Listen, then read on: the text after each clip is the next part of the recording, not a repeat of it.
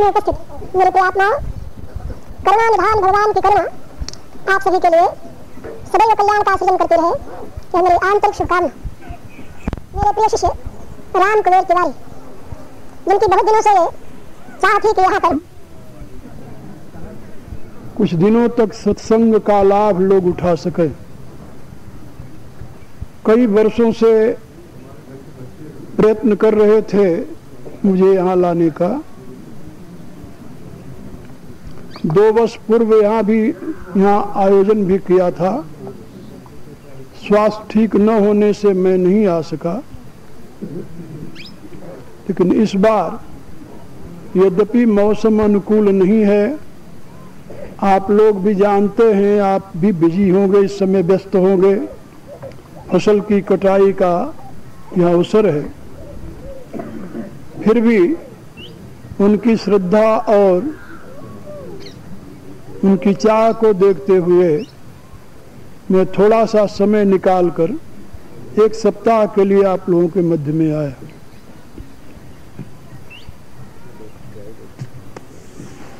यहाँ पर आज से श्रीमद् भागवत का सप्ताह पारायण प्रारंभ हुआ है। सबिध पूजन के पश्चात आप देख रहे हैं 3 विद्वान पंडित पाठ कर रहे हैं। श्रीमद् भागवत का पाठ अपने आप में ही एक परम पुण्यमय कार्य है, और उसके साथ यदि सत्संग का आयोजन हो जाए तो और वह लाभ में वृद्धि करता है। क्योंकि पाठ संस्कृत में हो रहा है, उसको आप सुनेंगे भी तो समझ नहीं पाएंगे। आप सभी जानते हैं पहले कभी हमारे देश की भाषा संस्कृत थी, मातृभाषा थी। लोग संस्कृत बोला करते थे, संस्कृत में ही सारे कार्यक्रम हुआ करते थे। संस्कृत केवल हमारे धर्म ग्रंथों की भाषा नहीं थी, बल्कि दैनंदिनी जीवन की भाषा थी। लेकिन अब वो सारी बातें केवल कहानी रह गई, इतिहास के पन्नों में अंकित रह गई। आप सभी ये भी जानते हैं कि जब दक्षिण के सुदूर देश में पैदा हुए आचार्य शंकर, आदि शंकराचार्य जिसे आप जानते हैं, केरल में पैदा हुए थे। रामानुजाचार्य मद्रास में पैदा हुए थे। इसी प्रकार से माधवाचार्य कर्नाटक में पैदा हुए थे। निम्बार्काचार्य तेलंगाना में पैदा हुए थे। लेकिन उन आचार्यों ने पूरे भारत में अपने विचारों को प्रचारित किया। किस भाषा में प्रचारित किया उन्होंने? उस समय संस्कृत भाषा थी, सारी जनता संस्कृत समझती थी, और इसलिए उनके विचारों को सुना और लोगों ने ग्रहण किया। अब आज वो समय तो रहा नहीं कि सारी जनता संस्कृत समझती हो। अब तो धीरे धीरे जो वर्तमान की हमारी सरकारें हैं वो उसे समूल नष्ट करने पर तुली हुई हैं। क्योंकि संस्कृत है तो भारत की संस्कृति भी रहेगी, संस्कृति रहेगी तो यहाँ का धर्म भी रहेगा। यदि धर्म है, संस्कृति है, तो यहाँ की जनता को कोई गलत रास्ते पर ले जाने का दुस्साहस नहीं करेगा। लेकिन आप सभी जानते हो कि इस समय हमारे राजनेता जनता को धर्मनिरपेक्षता का पाठ पढ़ा रहे हैं कि जनता को धर्मनिरपेक्ष होना चाहिए। जीवन की 2 ही धाराएं हैं, या तो जनता में धर्म होगा या अधर्म होगा। जो धर्मनिरपेक्ष होगा तो सापेक्ष किससे होगा? अधर्म से। और यदि अधर्म से विमुख होगा तो कहाँ जाएगा? धर्म में जाएगा। आप लोग देखते हैं ना कि जीवन में 2 ही धाराएं हैं, या तो आदमी सत्य बोलेगा या झूठ बोलेगा। ये तो हो नहीं सकता कि न वो सत्य बोले न झूठ बोले, फिर तो मौन रहना पड़ेगा। सत्यासत्य से परे तो मौन है, और तो कोई तीसरी भाषा है नहीं। तो या तो धर्म का अनुकरण आप करेंगे या अधर्म का करेंगे। तो जब धर्म निरपेक्ष हो जाएंगे तो किसका अनुकरण करेंगे? अधर्म का। कारण क्या जानते हो? वर्तमान के सारे राजनेता अधर्म में लिप्त हैं। हर एक प्रकार से समाज को लूटने में समाज की यानी दुर्गति को और वृद्धि देने में सब उसमें निमग्न है। मैंने तो बहुत वर्षों से ये सब देखा है और अब भी देख रहा हूं। इस विषय में मैंने बहुत लिखा भी है, कहा भी है। और इस समय अखिल भारतीय संत समिति नामक एक संस्था है, सारे भारत के संतों का एक विशाल संगठन है जिसका मैं संचालन कर रहा हूं, जिसमें मैं हमेशा व्यस्त रहता हूं। तो मैं सब कुछ देख रहा हूं कि जनता को धर्म मार्ग से पतित करके अधर्म में लगाने की प्रवृत्ति सभी राजनीतिक पार्टियों में हो गई है। इसलिए वो नहीं चाहते कि संस्कृत जीवित रहे। तो संस्कृत पढ़ेंगे तो संस्कृत के साथ संस्कृति बनी रहेगी। किसी भी देश के संस्कृति सभ्यता को नष्ट करना हो तो पहले उसकी भाषा को नष्ट कर दीजिए आप। अंग्रेज यहां पर आए, देखा कि 700 वर्ष तक यहां पर मुसलमानों ने घोर अत्याचार किया, घोर दमन किया, मंदिर तोड़ दिए, मूर्तियां तोड़ दी, बड़े बड़े विश्वविद्यालय उजाड़ दिए, नष्ट कर दिए, फूंक दिए। लेकिन फिर भी यहाँ के लोगों में आज भी अपने धर्म के प्रति आस्था है। इसका कारण क्या है? कहा वो इनकी भाषा नहीं बदल सके, इनकी संस्कृति को नहीं नष्ट कर सके, इनके ग्रंथों के प्रति आस्था को नहीं हटा सके, इनके इतिहास के प्रति आस्था को नहीं हटा सके। इसलिए उन्होंने कूटनीति का आश्रय लिया कि इनका दमन करने से नष्ट नहीं होंगे, क्योंकि इनकी जड़ें बड़ी मजबूत हैं और बड़े गंभीर हैं। सबसे पहले ईस्ट इंडिया कंपनी जब बंगाल पर राज्य कर रही थी तो वहां पर एक जज था, सर विलियम्स जोन्स नाम था उसका। उसका एक साथी था बंगाली जो उसके साथ चल रहा था। रास्ते में दोनों जा रहे थे तो उधर से एक ब्राह्मण आ रहा था जिसके कमर में एक धोती थी और वही आधी ऊपर आधी नीचे थी, नंगे पांव। ऐसा लगता था कोई दरिद्र व्यक्ति है ये। लेकिन वो जो जज के साथ अफसर था बंगाली, वो जब उसको आते देखा तो बगल खड़ा होकर जूता निकाल दिया। जब वो सामने आया तो सो करके उसको प्रणाम किया। प्रणाम किया, उसने आशीर्वाद दिया ब्राह्मण ने, वो आशीर्वाद देकर चला गया। सर विलियम जोन्स ने उससे पूछा कि तुम इस दरिद्र आदमी को क्यों प्रणाम करते हो? तो उसने कहा ये ब्राह्मण है। ब्राह्मण क्या होता है? कहा ये वेद का विद्वान है, पंडित है, संस्कृत भाषा का ज्ञाता है, हमारे धर्म का मूल स्रोत है वेद, उसका ये ज्ञाता है, इसलिए हम सब इसका आदर करते हैं, परमात्मा की तरह इनकी पूजा करते हैं हम। उसका दिमाग ठनका। जब तक ये आस्था इनकी बनी रहेगी तब तक यहाँ हम राज्य नहीं कर पाएंगे, क्योंकि ये जो कहेंगे वही होगा, हम जो कहेंगे वो नहीं होगा। उसने निश्चय किया कि पहले इनकी आस्था को खत्म करने का कोई उपाय कीजिए। तो सर विलियम जोन्स ने विक्टोरिया के यहाँ पत्र लिखा। उन दिनों विक्टोरिया का शासन नहीं था, ईस्ट इंडिया कंपनी का शासन था भारत में। उसने एक पत्र लिखा कि हमें 7 ऐसे कुछ ऐसे विद्वान चाहिए और समझदार कूटनीतिज्ञ जो भारत में आकर के यहाँ की भाषा पढ़े संस्कृत और यहाँ के धर्म ग्रंथों को दूषित करे, वहां से इनकी आस्था को खत्म करे।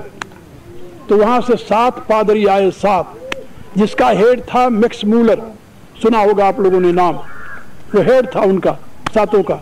और यहाँ आकर बंगाल में रहकर उन्होंने संस्कृत पढ़ी। संस्कृत पढ़ करके हमारे ग्रंथों का अनर्थ करना शुरू किया। अर्थ नहीं किया, अंग्रेजी में उनका अनर्थ करना शुरू किया। लॉर्ड मैकाले ने यहाँ पर शिक्षा की दूसरी व्यवस्था कर दी और अपने बाप को पत्र लिखा कि मैंने एक ऐसी शिक्षा प्रणाली प्रारंभ की है जिसके द्वारा देखने में तो शकल से लोग इंडियन रहेंगे लेकिन अकल उनकी पूरी अंग्रेजी हो जाएगी। आज देख नहीं रहे हो आप? ये सब कुछ जो हो रहा है, स्वतंत्रता से पहले ये दुर्गति आपकी नहीं थी जो स्वतंत्रता के बाद में हो रही है। और अब तो एक ऐसा कुचक्र चला है जिससे कि सारा भारत आर्थिक रूप से विदेशियों का गुलाम होकर रह जाएगा। इसलिए ये सब योजनाबद्ध कार्य हो रहा है और स्वार्थ के नाते हमारे राजनेता इसमें सहयोगी हो रहे हैं, याद रखो। इसलिए मैं आप लोगों से कह रहा था कि संस्कृत भाषा धीरे धीरे जा रही है। संस्कृत भाषा पढ़ने वाले नहीं मिलते आजकल। हम अपने आश्रम में विद्यालय चलाते हैं, संस्कृत महाविद्यालय। उसके लिए हम बच्चों को आह्वान करते हैं, कहते हैं भाई अपने बच्चे भेजो यहाँ, हम उनको फ्री खाना पीना पढ़ाई सारी व्यवस्था देते हैं। वहां बच्चे लोग नहीं भेजते, कॉन्वेंट स्कूल में हजारों रुपया दे करके बच्चा भेजे जाएंगे, और क्योंकि वहां अंग्रेजी पढ़ेंगे और सोचते हैं कि यदि संस्कृत पढ़ लिया तो हमारा बच्चा क्या फायदा होगा उससे। तो जहां के लोगों को अपने धर्म भाषा के प्रति आस्था नहीं है, अपने राष्ट्र के प्रति आस्था नहीं है, अपने जीवन मूल्यों के प्रति आस्था नहीं है, अपने धर्म के प्रति वो लगाव नहीं है, भला आप बताइए उस देश की क्या गति होगी। आजकल दो ही आदर्श बने हुए हैं समाज के। ये जो हमारे नए नए बच्चे हो रहे हैं, जो स्कूलों में कॉलेजों में पढ़ रहे हैं, इनके आदर्श हैं हमारे अभिनेता। जैसे वो कट पहनेंगे वैसे ये पहनेंगे, जैसे वो डांस करेंगे वैसे ये करेंगे, जैसे वो डायलॉग बोलते वैसे ये याद कर लेते हैं डायलॉग बोलना। और हमारे जो आप ऐसे लोग हैं, उनके आदर्श बने हुए हैं राजनेता। जैसे वो लूटने का षड्यंत्र करते रहते हैं, आप भी उनमें सहयोगी बन जाते हैं। क्या करें, यदि किसी से कहिए कि आप ये क्या कर रहे हो तो उसका उल्टे उत्तर मिलता है। मुझे याद है, हम भी यहीं बनारस के पैदा हुए हैं। हमारे बच्चेपन में यदि कोई किसी से कहता था कि तुम झूठी गवाही दे दो या बेईमानी का कोई काम कर लो, तो जानते हो क्या कहता था? नहीं भैया, मैं बाल बच्चे वाला हूं, मैं ऐसी गलती नहीं कर सकता। आप लोगों को भी याद होगा, जो हमारे समय के लोग यहाँ बैठे हुए हैं, लोग सोचते थे हम बाल बच्चे वाले हैं, ऐसी गलत काम नहीं कर सकते, कि गलत काम करेंगे तो हमारे बाल बच्चों के लिए वो मुसीबत का कारण बन जाएगा। बाढ़े पुत पिता के धर्म में, ये कहावत थी हमारे यहाँ। और अब किसी से कहिए कि तुम गलत काम क्यों कर रहे हो, तो क्या उत्तर देता है जानते हो? अरे हम बाल बच्चे वाले हैं, कोई आप की तरह महात्मा थोड़े ही हैं। यानी आज बाल बच्चे वाला होना अन्याय करने का सर्टिफिकेट मिल गया है, बेईमानी करने का सर्टिफिकेट मिल गया है। क्या करेंगे आप? ठीक है, जब आपकी अपनी भाषा ही नहीं रहेगी।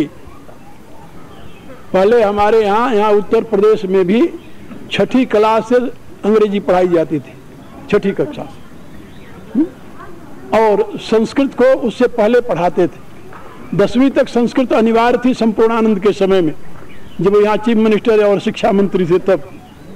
और आज अब हर एक सरकार ये पास कर रही, पहली कक्षा से अंग्रेजी होनी चाहिए बच्चों के लिए। और संस्कृत तो ऐच्छिक हो गई। यहाँ तक कि पंजाब में तो ये कर दिया कि जो बच्चा संस्कृत पढ़ेगा उसको एक्स्ट्रा अलग से फीस देना पड़ेगा, और उसके नंबर उसके उसमें नहीं गिने जाएंगे संस्कृत के, जिससे संस्कृत कोई पढ़े ही नहीं। तो जहाँ के लोगों में अपनी आदि भाषा के प्रति ये दृष्टि है, वहां आप क्या समझते हैं धर्म सुरक्षित रहेगा? वहां आस्था सुरक्षित रहेगी? नहीं रहेगी। ये तो कल्पना की बातें हो जाएगी। आज भी सौभाग्य से कुछ लोग संस्कारी हैं जो इस विषय में विचार करते हैं, अन्यथा आजकल विचार करने वाला ही कोई नहीं मिलता। अब मैं आप लोगों को बातें बताने जा रहा हूं जिसके संबंध में आप सुनने आए हैं। ये तो देश की स्थिति है, कभी कभी मैं इस पर बोलता हूं, ज्यादा लिखता हूं आजकल, क्योंकि मैं जानता हूं कि यदि धर्म नहीं रहेगा तो राष्ट्र नहीं रहेगा, और यदि राष्ट्र ही नहीं रहेगा तो हम आप कहां से रहेंगे? सोचो पहले, धर्म नहीं रहेगा तो राष्ट्र नहीं रहेगा। राजनेता क्या कहते हैं कि राष्ट्र नहीं रहेगा तो धर्म नहीं रहेगा। हम इसके उल्टी बात करते हैं। और हम जब उनसे पूछते हैं, ये बड़े बड़े राजनेता भी आते हैं मेरे पास, हाँ, तो उनसे जब पूछते हैं कि क्यों भाई तुम जो लोगों को पाठ पढ़ा रहे हो, पहले धर्म से राष्ट्र रहता है या राष्ट्र से धर्म रहता है? वो कहते हैं महाराज बात है ये तो आप लोग जानते हो, हम तो अपने क्या करें मजबूर है। मजबूर माने हमें वोट लेनी है। उनसे जब आप पूछिए कि भाई राष्ट्र तो वही था ना जिसको आज पाकिस्तान कहते हो, वो क्यों पाकिस्तान बन गया, हिंदुस्तान क्यों नहीं रहा, आखिर क्या गया वहां से? सिंधु नदी वही बह रही है, झेलम वही बह रही है, रावी वही बह रही है, चुनाव वही बह रही है। ये सारे नदियां तो वही हैं जिसको पंजाब नाम से जानते थे, जिसको वेद में सप्त सिंधु कहा गया है। वो नदियां तो आज भी वही हैं, पर्वत भी वही है। क्या बदल गया वहां का? भूमि भी वही है, वृक्षाद भी वही हैं, आदमी भी वही हैं, उनके पूर्वज भी वही थे, उन्हीं के वंशज हैं। बदला क्या वहां? धर्म बदला। धर्म बदल गया, राष्ट्र बदल गया। आज उसे भारत नहीं कह सकते आप।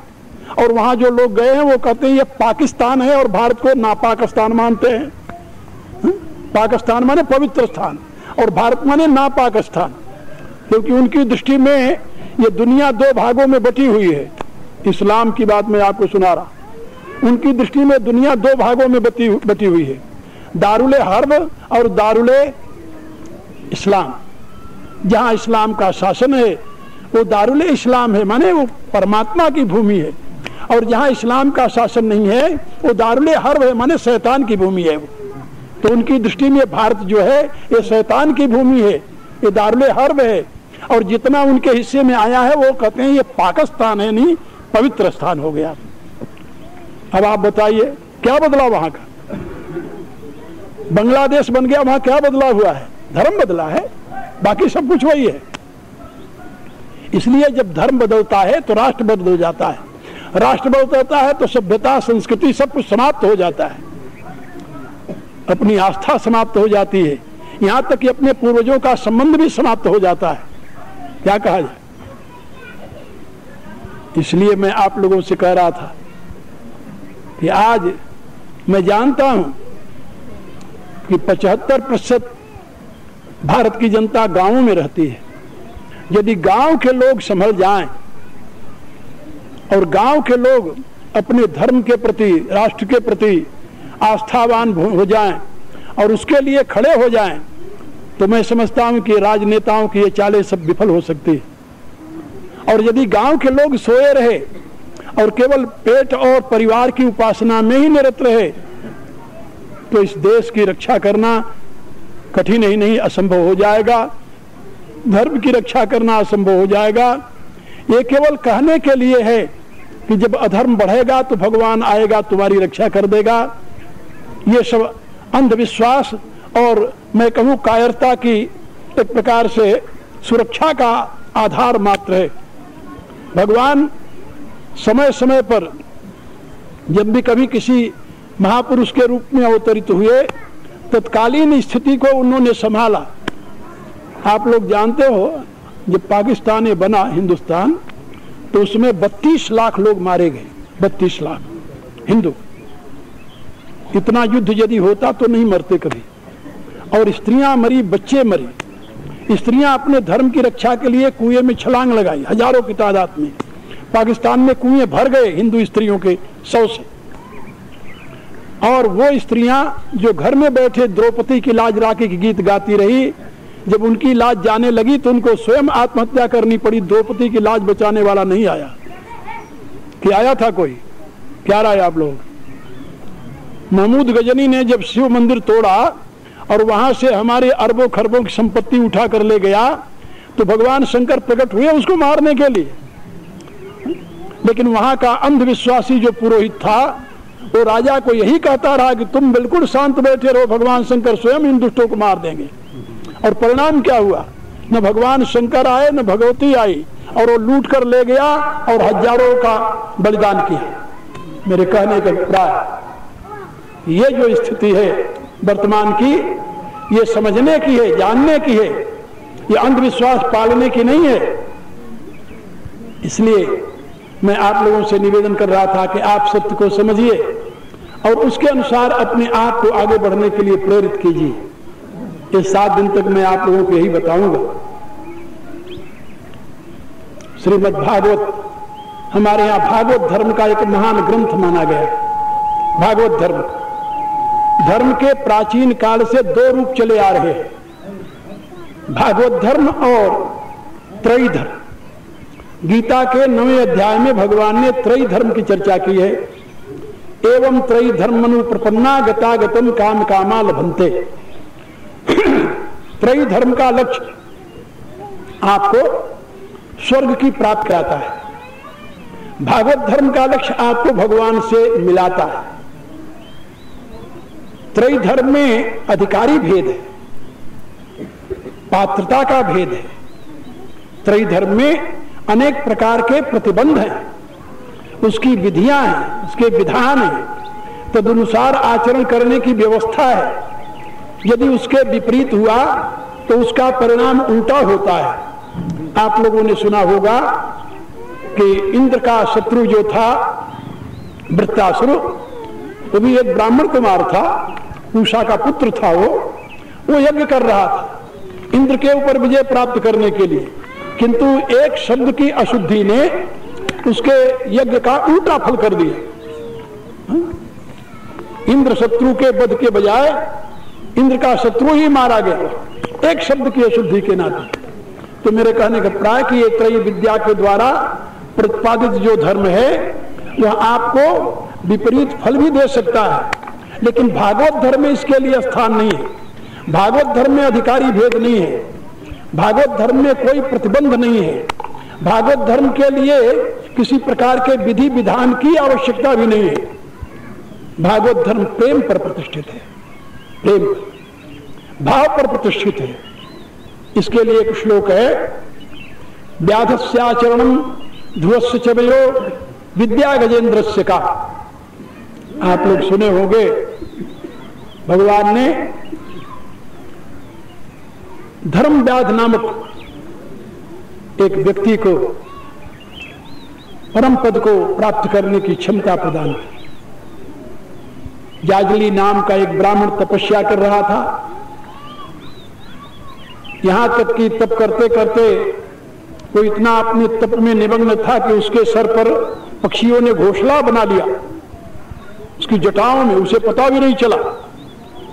लेकिन जब तप करके उठा, वो देखा पक्षी उड़ा तो उसको क्रोध आ गया और उसने आंख उठाकर देखा तो पक्षी जलकर गिर गया।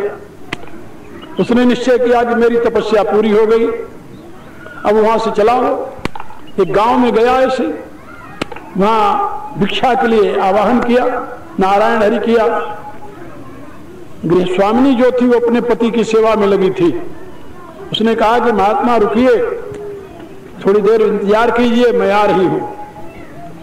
उसने फिर थोड़ी देर बाद फिर आवाज लगाई, फिर उसने कहा ठहरिए, मैं अभी आ रही हूं। जब तीसरी बार उसने कहा तो उसको गुस्सा आ गया कि तुम जानती नहीं मैं कौन हूं। उस पतिव्रता स्त्री ने कहा कि महाराज मैं आपको जानती हूं, मैं वो गौरैया नहीं हूं जिसको आप देखोगे और मैं जल जाऊंगी। अब उसको लगा कि ये घर में बैठे बैठे कैसे जान गई कि मैं गौरैया नहीं हूं, मैंने गौरैया को कैसे भस्म कर दिया, इसको कैसे पता चला। वो तो जंगल की बात थी। वहीं प्रतीक्षा करने लगा। वो देवी जब भिक्षा लेकर के आई तो उसे हाथ जोड़कर पूछा कि देवी तू ये बता कि तुम्हें कैसे मालूम हुआ कि मैंने गौरैया को भस्म किया। उसने कहा कि महात्मा इस समय मेरे पास समय नहीं है, मैं अपने पतिदेव की सेवा में निरत हूं। यदि आपको बहुत जल्दी है जानने की तो यहां से चले जाइए, एक वैश्य है तुलाधार नाम का, उसके पास जाइए, वो आपको बता देगा। अमुक नगर में रहता है। वो जाजली नाम का ब्राह्मण वहां से चला, पहुंच गया तुलाधार वैश्य के यहां। जब वहां पहुंचा तो व्यस्त था और लोग आए थे उसके यहां सौदा लेने, वो सौदा देने में व्यस्त था। ब्राह्मण देव वहां पहुंचे, उसने नमस्कार किया, इशारा किया बैठ जाओ। ब्राह्मण ने कहा मैं जल्दी में हूं, मैं एक बात जानना चाहता हूं। उसने कहा कि मैं बहुत व्यस्त हूं इस समय, ये हमारे ग्राहकों का समय है, वार्तालाप करने का समय नहीं है। यदि आपको बहुत जल्दी है तो अमुक नगर में एक धर्म व्याध रहता है, उसके पास चले जाओ। वो क्या करता है, वो मांस काट बेचता है। वो ब्राह्मण देवता व्याध के यहां पहुंच गए। व्याध उस समय मांस बेचने वाले के लिए मांस बेचता था, टुकड़े टुकड़े करके। अब वो बैठा हुआ देखने लगा व्याध ने उसको देखा, ब्राह्मण को प्रणाम किया, आइए महाराज बैठिए, आपको उस तुलाधार वैश्य ने भेजा है मेरे यहाँ। उसने कहा ये भी बड़ा आश्चर्य की बात है। कहा नहीं आप घबराइए नहीं, आपको उस स्त्री ने भेजा था, पतिव्रता स्त्री ने उसके यहाँ, वो मैं सारी बात जानता हूं, आप बैठिए, आपसे मैं वार्तालाप करूंगा, लेकिन अभी हमारे ग्राहकों का समय है। बैठ गया पंडित वहां। जब वो खाली हुआ तो उसने कहा, पंडित ने उससे पूछा कि आप इतने महाज्ञानी होकर के ये ऐसा निकृष्ट कर्म क्यों करते हो? उसने कहा कि मैं निकृष्ट कर्म नहीं करता, मेरे बाप दादा यही करते रहे हैं और मैं भी यही करता हूं। मैं स्वयं मांस नहीं खाता, मैं जानता हूं कि मांस खाना पाप है, और मैं स्वयं पशु नहीं मारता, ये भी मैं जानता हूं कि हिंसा करना पाप है। मैं तो जो लोग पशु मारते हैं उनसे ले आता हूं और मांस बेचता हूं, क्योंकि मैं कसाई के घर में पैदा हुआ हूं, इसलिए मेरा ये कर्म है। कहा तुम किस देव की उपासना करते हो? कहा चलिए अभी दिखाता हूं। गया तो देखा वृद्ध माता पिता उसके थे। उसने माता पिता को प्रणाम किया, हाथ जोड़कर कहा कि यही मेरे भगवान है, यही मेरी भगवती है, इन्हीं की मैं उपासना करता हूं, इन्हीं की सेवा का परिणाम है कि तुम्हारे सारे प्रश्नों का उत्तर मेरे पास है, और तो जो तुम्हें जो कुछ किया है वो भी मैं जानता हूं, जो पूछना चाहते वो भी मैं जानता हूं। कि वहां पर धर्म व्याध और उस जाजली ब्राह्मण का संवाद हो। महाभारत की कथा है। तो मैं आपको ये बता रहा था कि भगवान व्यासदेव लिखते हैं भागवत धर्म के संबंध में, व्याधस्याचरणम, व्याध का कौन सा ऐसा आचरण था? वो तो मांस बेचने का काम करता था, लेकिन भगवान की कृपा का भाजन बना, क्योंकि माता पिता की सेवा करने से श्रेष्ठ उसकी दृष्टि में और कोई दूसरी उपासना नहीं थी। याद रखो, मैंने विदेशों में देखा था ओल्ड हाउस, बूढ़ों लोगों के लिए घर, क्योंकि वहां पर न तो कोई किसी का लड़का होता है, न तो कोई किसी का बाप। आपको जानकर आश्चर्य होगा, वहां यदि कोई आपके पास आवे, उससे बातचीत करो तो ये पता लगता है कि इसके 2 बाप हैं या 3 बाप हैं या 4 बाप हैं। एक बाप नहीं होता, एक मां नहीं होती, एक स्टेप फादर होता है, एक स्टेप मदर होती है। यानी उसकी मां कितने लोगों के पास जाकर बच्चा पैदा किया है, कितनी शादियां की है, इसके ऊपर आधारित। पहली शादी से जो बच्चा हुआ है उसको लेकर दूसरे के यहां जाती है तो एक बाप हो जाता है, एक बाप उसको पैदा करने वाला है। वो उसको छोड़ दिया, तीसरे के यहां गई तो दूसरा बाप हो जाता है। इस ढंग से, क्योंकि वहां पर गृहस्थाश्रम स्थायी नहीं है, याद रखो, वहां पर गृहस्थाश्रम स्थायी नहीं है। आपको ऐसे बहुत कम मिलेंगे जो पति पत्नी पूरे जीवन भर साथ रहे हो, बहुत कम मिलेंगे। इसलिए वहां पर बाप की कोई संभाल करने वाला होता नहीं था, मां की संभाल करने वाला कोई नहीं होता है। जब तक युवावस्था है तब तक तो 10-20 चाहने वाले मिल जाएंगे, वृद्धावस्था है तो कौन चाहेगा उस स्त्री को, कौन सेवा करने के लिए आगे आएगा? तो सरकार ने उनके लिए वृद्ध ओल्ड हाउस जिसे कहते हैं वृद्ध निवास बनाया है। वहां पर उसकी सरकार देखभाल करती है, और जब कोई मर जाता है स्त्री या पुरुष तो सरकार अखबार में निकालती कि इसका कोई वारिश है कि नहीं है, और यदि नहीं है तो सरकार स्वयं दफनवा देती उन्हें। लेकिन अब दुर्भाग्य देखिए, जिस देश में वृद्धों का आदर होता था, जहां पर ये शास्त्र कहता है कि अभिवादनशीलस्य नित्य वृद्धोपसेवन चत्वारो नित्य वर्धन्ते आयुर्विद्या यशो बलम, जो अपने से बड़ों को प्रणाम करता है, जो वृद्धों की सेवा करता है, उसके जीवन में 4 चीजें बढ़ती हैं। आयु वृद्धि होती है, विद्या वृद्धि होती है, कीर्ति वृद्धि होती है और बल की वृद्धि होती है।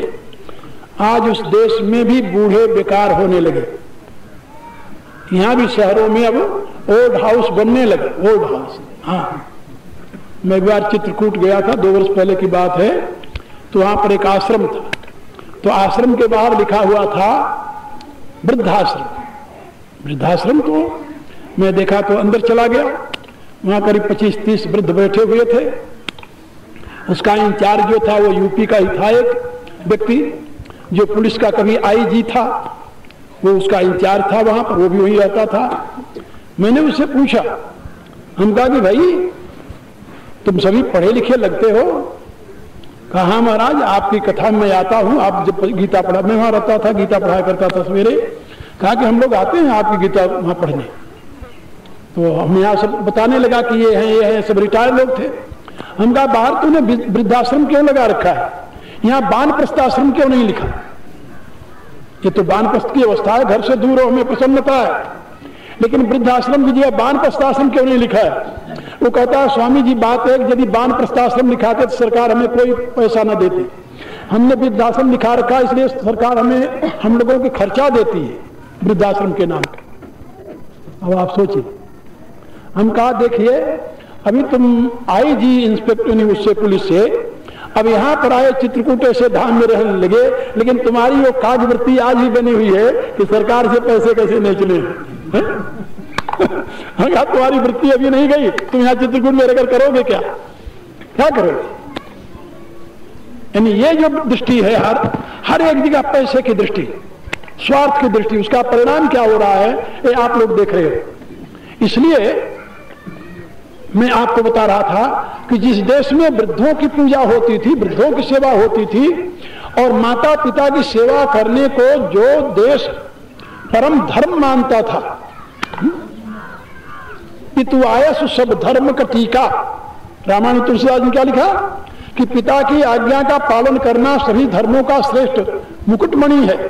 पितु आयस सब धर्म का टीका।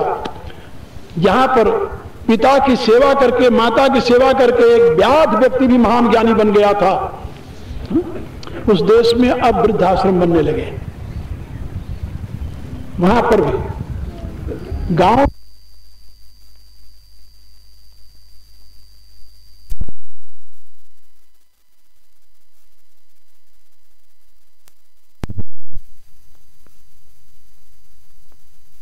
कभी कभी देखता हूं अगल बगल कोई वृद्ध बोलने लगता है तो कहते चुप रहो, तुम सठिया गए हो, तुम्हारा तो बात खत्म हो गई, तुम्हारी बुद्धि भी है, तुम क्या जानो वर्तमान में क्या हो रहा है। वो चुप हो जाता है बेचारा, वो सोचता सही में हम सठिया गए। ये जो दृष्टि बनती जा रही है, ये देश के संस्कृति, सभ्यता, धर्म का ये ह्रास होने का लक्षण है, पतन होने का लक्षण है। इसलिए मैं आप लोगों को बता रहा हूं कि उस धर्म व्याध जो कि मांस बेचता था, लेकिन माता पिता की उपासना करके वो ज्ञानी बन गया था। व्याधस्याचरणम ध्रुवस्व च वयो, ध्रुव की क्या अवस्था थी, 5 साल का था वो। इसलिए बहुत योग्य हो जाए तो भगवान का भजन करेगा। आजकल लोग कहते हैं अभी तुम्हारे खेलने खाने का समय, अभी भजन क्यों करते हो?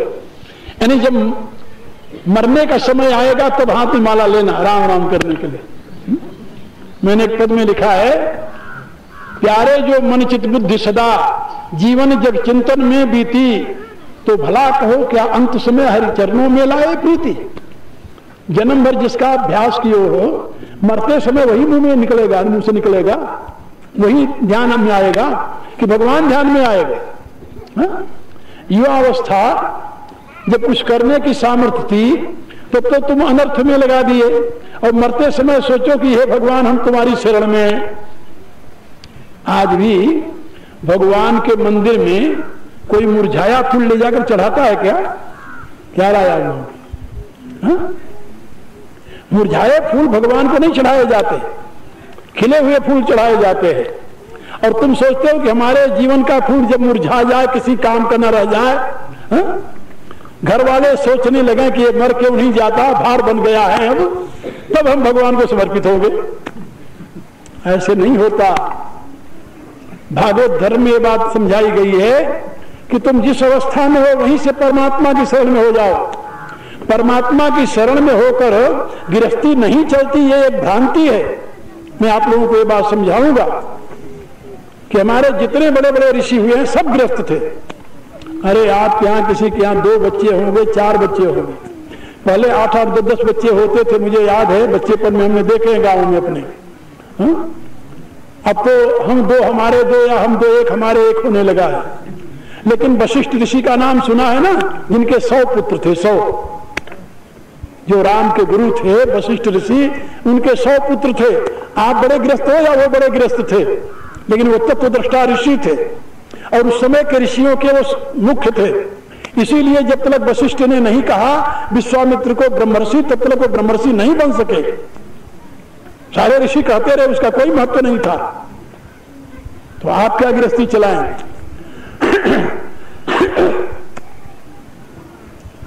ऋषि गृहस्थ थे, बड़े बड़े राजा गृहस्थ थे जो राज का संचालन करते थे, लेकिन भागवत धर्म के अनुयायी थे। महाराज जनक ऐसे जो पृथ्वी का शासन करते हुए भी महान विरक्त थे, विदेह कहे जाते थे।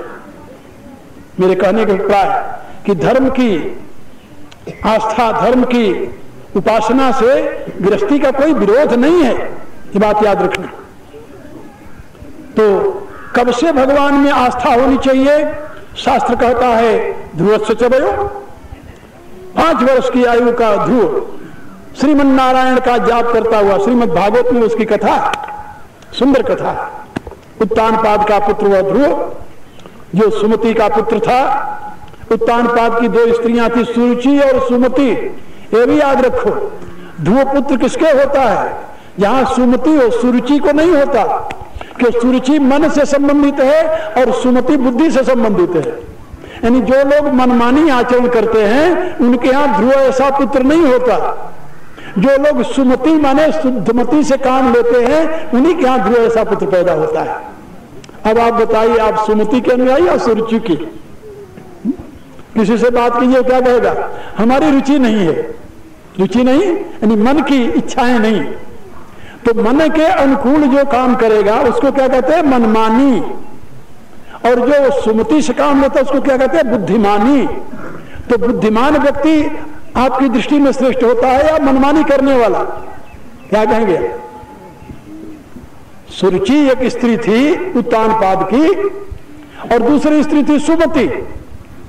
सुमति के यहां ध्रुव पैदा हुआ और सुरुचि के यहां सम्मत पैदा हुआ। मेरे कहने का अभिप्राय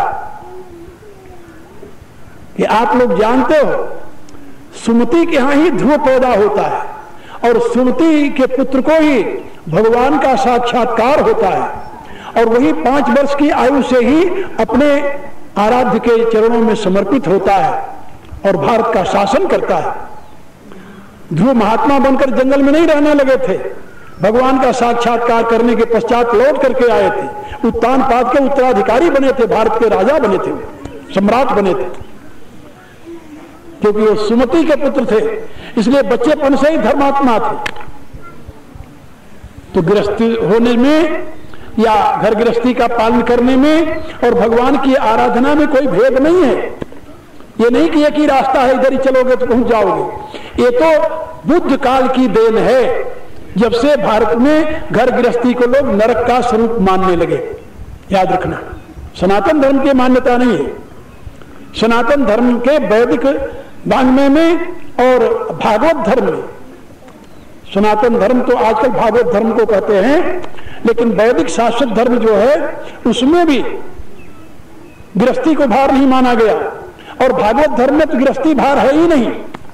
धर्म की दोनों विधाओं में, चाहे आप भागवत धर्मानुयायी हो या त्रय धर्मानुयायी हो, किसी भी अवस्था में आपके लिए गृहस्थी बाधक नहीं है। ये नरक नहीं है, ये याद रखना। गृहस्थी तो आपके उदारता का ये परीक्षण केंद्र है।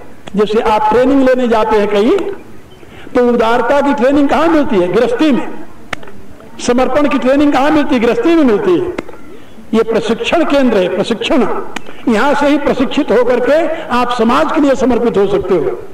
जब तक व्यक्ति सेल्फ सेंटर्ड है, अंग्रेजी बोल दिया मैंने, क्षमा करना, जब तक व्यक्ति स्वयं में यानी अपने स्वार्थी है, ऐसे समझ लो, स्वार्थी है जब तक, तब तक वो न तो भगवान को पा सकता है, ना आत्मा को पा सकता है, ना अपने लिए उपयोगी हो सकता है, ना समाज के लिए उपयोगी हो सकता है। अपने लिए उपयोगी कब होगा? जब वो स्वार्थ रहित हो जाए। और परमात्मा की भक्ति कब करेगा? जब स्वार्थ रहित हो जाए। भगवान ने क्या कहा है रामायण में?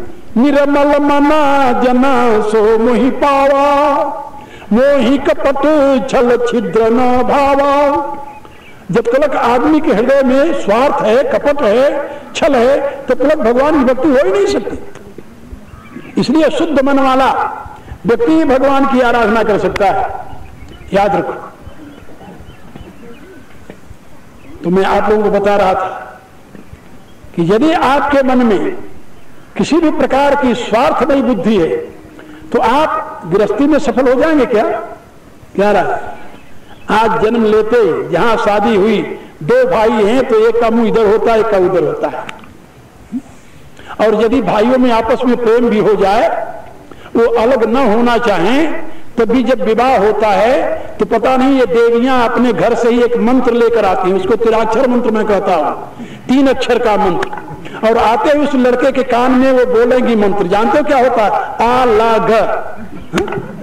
बस ये मंत्र जहां उसके कान में पड़ा था वो कहता है, माँ बाप से भी कहता है मैं अलग रहूंगा। और विदेशों में तो है ही, विदेशों में लड़के की शादी बाद में करते हैं, पहले उसके लिए अलग मकान ले लेते हैं कि वहां बैठेगा, कि घर में कहां रहना उसे। बहू आएगी, ससुर की सेवा करेगी, सास की सेवा करेगी। आपको मैं एक आश्चर्य की बात बताऊं। एक मेरे शिष्य कन्याला में रहते हैं, तो उनके लड़के की शादी होनी थी, तो लड़का गया लड़की देखने, तो लड़की ने उससे पसंद किया कि लड़के से, is garbage there at your home. वो समझा नहीं बेचारा। उसने पूछा कि तुम्हारे घर में गार्बेज है? गार्बेज कहते हैं यहाँ कूड़ा रखते हैं, उसको गार्बेज कहते हैं। तो उसने कहा है हमारे घर में है। तो उसने लड़की ने इनकार कर दिया कि मैं शादी नहीं करूंगी। वो लड़का समझ ही नहीं पाया क्या कह रही है। बाद में उसे पता चला कि गार्बेज माने इसकी लड़की की दृष्टि में सास और ससुर, उसके माता पिता, यानी तुम्हारे माता पिता तुम्हारे साथ रहेंगे, उनको गार्बेज कहती है वो लड़की, यानी कूड़ा घर।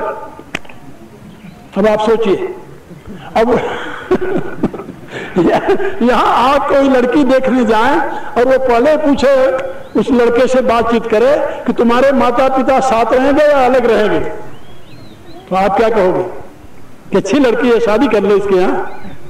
ना ना। मेरे बड़े भाई थे, अभी पिछले दिन उनका शरीर छूट गया, ये तिवारी जी उनके बड़े प्रेमी थे। उनके घर कोई शादी करने आता तो पहले पूछते कि तुम कितने भाई हो, और यदि वो कहता कि मैं 2 भाई हूं, 3 भाई हूं, तो एक ही में रहते हो या अलग अलग रहते हो? यदि उसने कह दिया अलग अलग रहते हो तो पहले नमस्कार करते, मैं शादी नहीं कर सकता। उनसे यदि कोई पूछता कि पंडित आप क्यों नहीं शादी करते इनकी, अरे कहा जो लड़की अपने चाचा का जूठन नहीं उठाया, ताया का जूठन नहीं उठाया, उनको एक गिलास पानी नहीं दिया, हमारे घर में आकर क्या करेगी? जो लड़की अपने सम्मिलित परिवार जिसे कहते हैं, परिवार में दूसरे की सेवा करना नहीं सीखा है, केवल अपने माँ बाप को ही जानती है, अपने भाई बहन को भी जानती है, चाचा ताया के लड़के लड़कियों को नहीं जानती हो, उनको बांध कर खाना उसने नहीं सीखा, तुम्हारे घर में आकर क्या करेगी? लेकिन आजकल माता पिता बहुत खुश होते हैं। एक सज्जन अभी आए मेरे यहाँ, वो कहने लगे गुरुजी मेरी लड़की में बहुत दौड़ा, अब तो निश्चित हो गया, लड़का बहुत अच्छा मिल गया। हम कहा क्या अच्छा है भाई उसमें? कहा अपने माँ बाप का अकेला है, ये अच्छा हो गया। पहले पूछो कल कोई दुर्घटना हो जाए तो तुम्हारी लड़की को संभालेगा कौन? वहां कोई दुर्घटना ऐसी हो जाए जैसे हो जाती दुर्घटनाएं, कोई पीछे संभालने वाला है नहीं है। लेकिन लोग ये पसंद करते हैं कि लड़का अकेला है, वो ठीक है। आजकल दृष्टि बदल गई। मेरे कहने का अभिप्राय कि परमात्मा की भक्ति और गृहस्थी में कोई भेद नहीं है, याद रखो। आप परमात्मा की भक्ति करते हुए भी अच्छी गृहस्थी चला सकते हो। गृहस्थी तो उदारता का पाठ पढ़ने के लिए केंद्र है, क्योंकि वहां पर बच्चे को, मुझे याद है जब कोई खाने की चीज मिलती है बच्चे को, आप जानते हो ना, छोटा बच्चा अपने मुंह में डालता है, लट्टू दे दो खेलने के लिए तभी छोटा बच्चा अपने मुंह में डाल देगा, कि उसको पता नहीं है कि उस बच्चे में पशुता के संस्कार हैं। वो संस्कार दूसरे जन्मों से आया, दूसरे योनियों से। ये तो सुना है ना 84 लाख योनियों से होकर आया है जीव। तो 84 लाख योनियों में पशु योनि रही है, उसके संस्कार हैं। और पशु जो कुछ मिलता है अपना खाना जानता है, देना तो जानता नहीं किसी को। गाय अपने बच्चे को बहुत प्यार करती है, ये आप लोग जानते हो, लेकिन उसके सामने हरा चारा डाल दो तो बच्चे के मुंह से छीन कर खा लेगी वो गाय। ये नहीं कि पहले मेरा बच्चा खा ले तब मैं खाऊंगी, कि पशु है। तो पशुता के संस्कार होते हैं बच्चे में। लेकिन जब वो परिवार में रहता है तो माँ बाप क्या सिखाते हैं? ये तुम्हारी बहन है, इसे दे दो, ये तुम्हारा भाई, इसे दे दो, ये तुम्हारा चाचा, इसे दे दो, यही सिखाते हैं उन्हें घर में। जब वो बच्चा बांट कर खाना सीख लेता है, अपने अकेले खाने की आदत उसकी नहीं रहती। अब जहां एक ही बच्चा हो, किससे बांट कर खाएगा? और जो अपने घर में बांट कर खाना नहीं सीखा, वो समाज में क्या बांट कर खाएगा? वो तो समाज को लूटने वाला होगा, समाज के लिए अभिशाप होगा, वरदान नहीं होगा वो। याद रखो मेरी बात। इसलिए गृहस्थी आश्रम वो आश्रम है जहां से हर एक आश्रम के लोग पलते हैं। सन्यासी किस पर पलता है? गृहस्थी पर पलता है। ब्रह्मचारी किस पर पलता है? गृहस्थी पर पलता है। वानप्रस्थी किस पर पलता है? गृहस्थी पर पलता है। और बड़े बड़े महापुरुष कहां से पैदा होते हैं? किसी महात्मा के यहाँ नहीं, किसी माता पिता के। हम भी किसी माता पिता के लड़के हैं। गृहस्थ का ही भगवान अवतार लेते हैं। कभी सुना किसी महात्मा के यहाँ, सन्यासी के यहाँ भगवान अवतार लिया हो? कहां से आएगा? पेट फाड़ पर थोड़ा निकलेगा वहां से, अगर किसी माँ के गर्भ से पैदा होगा। इसलिए मैं आप लोगों से बता रहा था कि गृहस्थी पाप नहीं है। गृहस्थी तो धर्म शिक्षा का प्रथम केंद्र है, वहीं से उदारता का जन्म होता है। और जब आप अपनी कमाई को दूसरे में बांटना सीख लेंगे, तभी आप समाज में बांटने के अभ्यासी होंगे, अन्यथा नहीं। इसलिए जो ऐसे महात्मा जो 5 वर्ष की आयु में अपने आप को भगवान को समर्पित किए, वो भारत के महान सम्राट बने। उनका चरित्र पढ़िए श्रीमद् भागवत में, उनका पढ़िए अन्य पुराणों में। तो यहां पर भगवान व्यासदेव लिखते हैं, व्याधस्याचरणम ध्रुवस्य च वयो। क्या आयु थी ध्रुव की? कहा 5 साल का बालक था।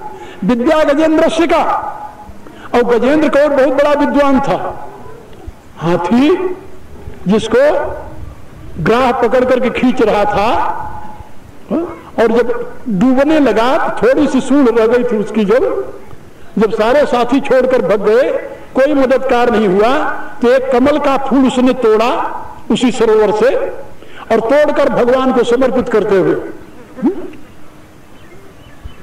आप लोग गीत गाते हो ना, गजे और गाह लड़े जल भीतर, लड़े तलत गजहारे, तो उसने भगवान को समर्पित किया। वो कमल का फूल है, और भगवान उसकी रक्षा के लिए आ गए। और रक्षा ही नहीं की, पहले उन्हें अपने चक्र द्वारा ग्राह का वध किया, तो ग्राह मुक्त हो गया।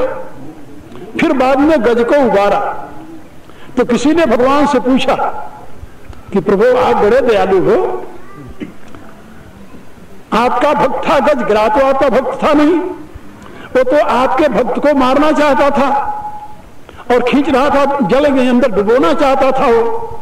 लेकिन आपने पहले मुक्ति ग्राह को दी, बाद में गज का उद्धार किया। भगवान ने मुस्कुराते हुए कहा, अरे भाई, किसी भी प्रकार से हमारे भक्त का चरण तो पकड़ा था उसने। क्या समझे?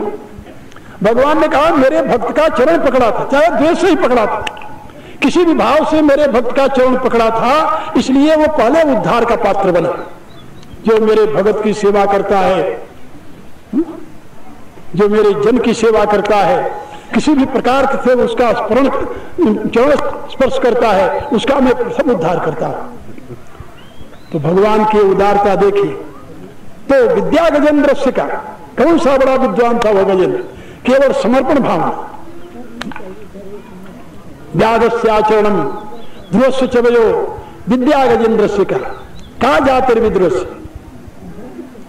विदुर तो एक शूद्रा के पेट से उत्पन्न हुआ था। कौन उत्तम जाति थी उसकी? और दुर्योधन हमेशा उसे शूद्र कहकर के ही संबोधित करता रहा। वो इतना अपमानित होकर के वहां पर रहा। वो यद्यपि धृतराष्ट्र उसको अपना छोटा भाई मानता था, क्योंकि बाप तो एक थे ना, वेदव्यास के ही पुत्र थे। कभी कभी मैं लोगों को जब सही बात बताता हूं तो लोग कुछ घबरा भी जाते हैं। मैं कहता हूं भाई, यदि केवट की कन्या से उत्पन्न होने वाले व्यासदेव ऋषि हैं, तो व्यासदेव क्योंकि वीर्य प्रधान है वहां पर, पराशर के पुत्र होने के नाते, मां केवट की कन्या थी, इससे क्या लेना देना? क्षेत्र से नहीं, बल्कि बीज से। अरे भाई, धान के खेत में गेहूं डालोगे तो गेहूं उत्पन्न होगा कि धान उत्पन्न हो जाएगा? क्षेत्र की प्रधानता है या वीर्य की? यदि कहो वीर्य की प्रधानता है तो वेद व्यास का पुत्र था वो विदुर। किसके पुत्र थे? वेदव्यास के। व्यासदेव से ही धृतराष्ट्र पैदा हुआ था, व्यासदेव से ही पांडु पैदा हुआ था, व्यासदेव से ही वो पुत्र पैदा हुआ था। मां उसकी थी दासी, इसमें कोई संदेह नहीं। लेकिन यदि वीर की प्रधानता देखिए तो वेदव्यास का पुत्र था वो। लेकिन तत्कालीन समाज में ये दोष आ चुका था, दोष आ चुका था। इतना महान विद्वान होते हुए विदुर को वो आदर का स्थान नहीं मिला।